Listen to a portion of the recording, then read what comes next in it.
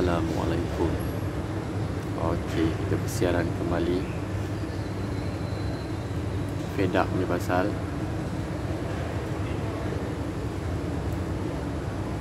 korang tengok akaun Vantage sekarang tengah bagi bonus deposit 100%. Siapa yang belum ada akaun Vantage nak cuba guna, boleh try. 100% dia bagi. Saya try $50 depo. Alhamdulillah dapat.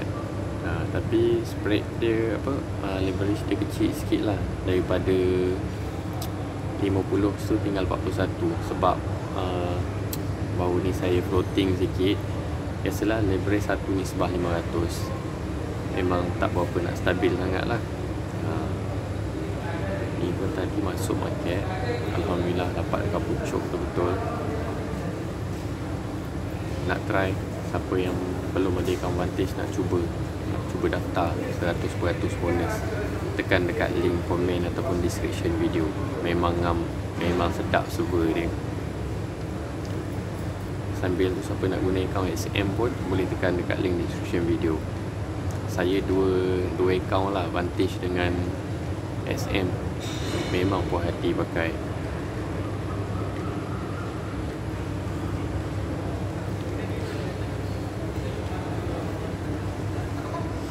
Ni saya deposit ni sekali dengan saya punya ni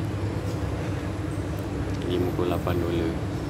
Banyak kali tercedok kan ni, tapi saja saya grow slow naik turun.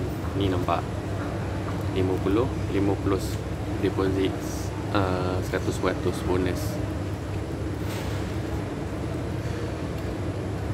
Okey,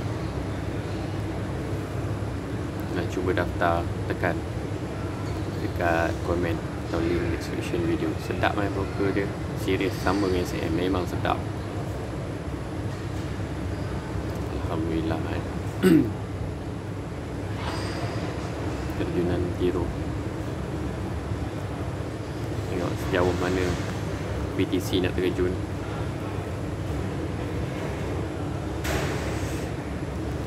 Semalam kasar juga saya masuk. Awal saya tutup daripada 84,472.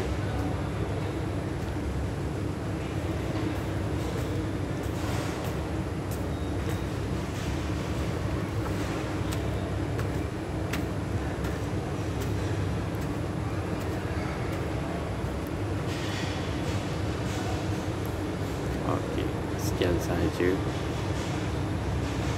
Tengok SRP pula. Serius, saya target nak masuk SRP pun dah terjun dah. Ini pecah minggu pertama.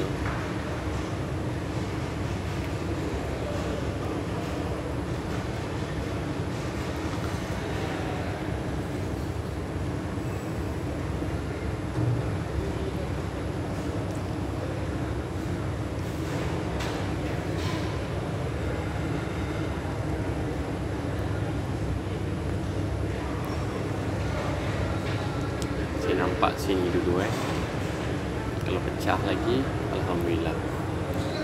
Ni payah kalau dia nak pecah gitu terus. Tapi tak tahulah kalau market sangat kuat untuk sell ni. Okey, sekian sahaja.